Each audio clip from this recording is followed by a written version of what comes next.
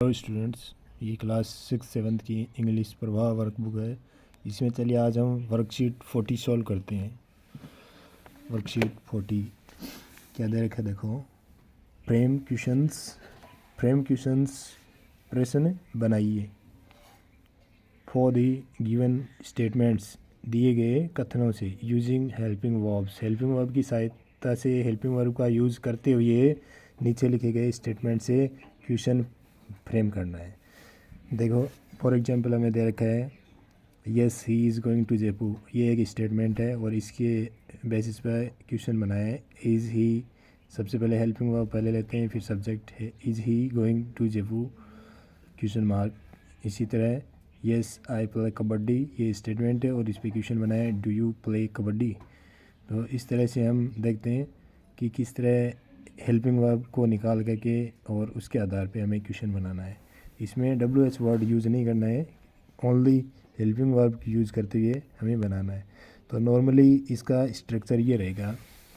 सबसे पहले helping verb आएगी, हेल्पिंग वर्ब सबसे पहले हेल्पिंग वर्ब आएगी, उसके बाद हमारा जो सब्जेक्ट दे रखा है वो, और उसके बाद मेन वर्ब है क्रिया, और उसके बाद अदर जो कॉम्प्लीमेंट्स हैं वो आ जाएगा, और लास्ट में क्वेश्चन मार्क आएगा।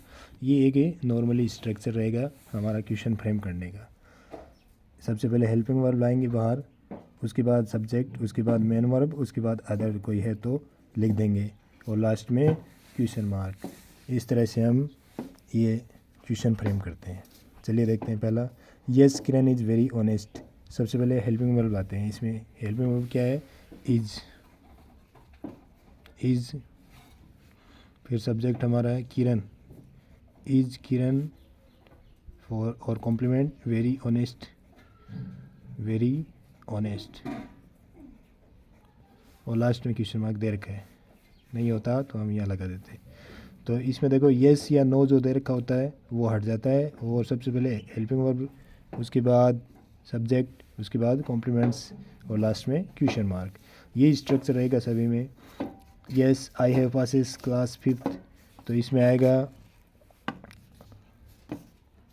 डू यू, आई का यू में चेंज हो जाता है, do you have passes, do you have passes 5th class, और लास्ट में क्वेश्चन मार्क। क्या आपकी 5वीं पास की हुई है? Yes I have passes class 5th, yes मेरी 5वीं क्लास पास की हुई है। Third, yes he has a car, हाँ उसके पास एक कार है। तो क्या उसके पास एक कार है? तो इसमें आएगा देखो, हैज़ यहाँ मेन वर्ब है, यहाँ हेल्पिंग वर्ब नहीं है, इसलिए यहाँ मेन वर्ब होगी डज। सिंपल प्रेजेंट टेंस का सेंटेंस है ये, does he has a car, last में क्वेश्चन मार्क। और फिर थर्ड में no I don't play hockey, क्या आप हॉकी खेलते हैं? तो इसमें क्वेश्चन होगा क्या आप हॉकी खेलते हो? डू यू प्ले हॉकी, क्या आप हॉकी खेलते हो? नहीं मैं हॉकी नहीं खेलता। No my father is a farmer, नहीं मेरे पिताजी एक फार्मर है। तो इसके आधार पर क्वेश्चन करेंगे क्या आपके पिताजी, अब इसमें देखो क्या आएगा, इसने कहा है कि मेरे पिताजी एक फार्मर है, और पहले उत्तर दे रखा नहीं, इसका मतलब और कुछ पूछा है उसको फार्मर के अलावा। क्या आपके पिताजी डॉक्टर है, क्या आपके पिताजी टीचर है, क्या आपके पिताजी मैजिशियन है, कुछ भी पसंद कर सकते हैं हम। तो हम लिखेंगे डज योर फादर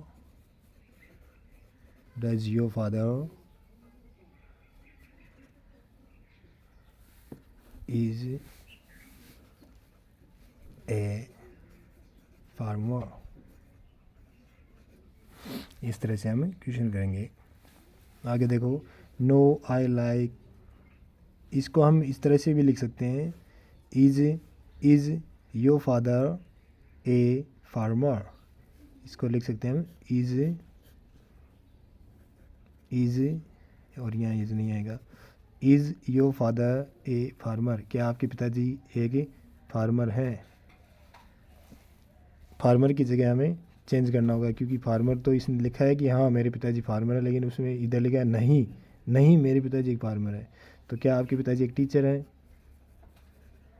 या डॉक्टर है, कुछ भी यहाँ हम लगा सकते हैं। आगे देखो, no I like ice cream. No, मैं आइसक्रीम पसंद करता हूँ।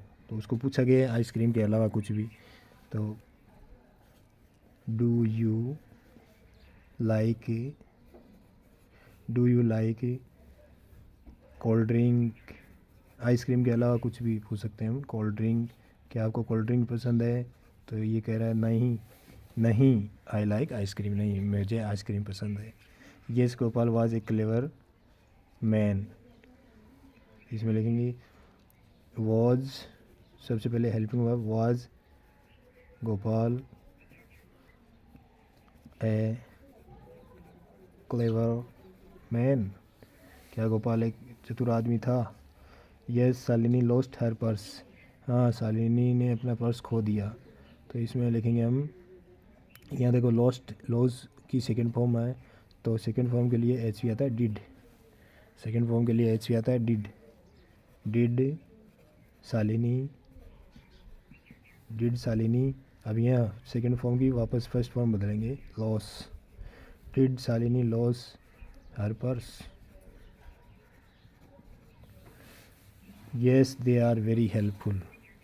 हाँ वे बहुत सहायक हैं, बहुत सहायता करने वाले हैं। क्या वे सहायता करने वाले हैं? सबसे पहले हेल्पिंग वर्ब आर दे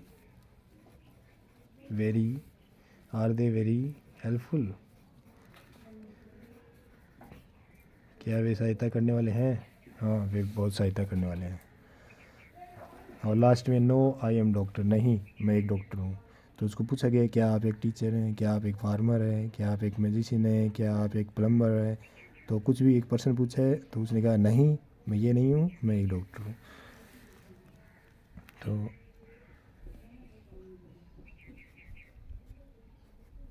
और देखो यहाँ ईज एम आर होता है, तो वही सेम इसमें हेल्पिंग वर्ब आती है। तो इसमें आई के साथ एम था, लेकिन हम यहाँ क्वेश्चन करेंगे तो आई यू में चेंज हो जाएगा, तो यू के साथ क्या आता है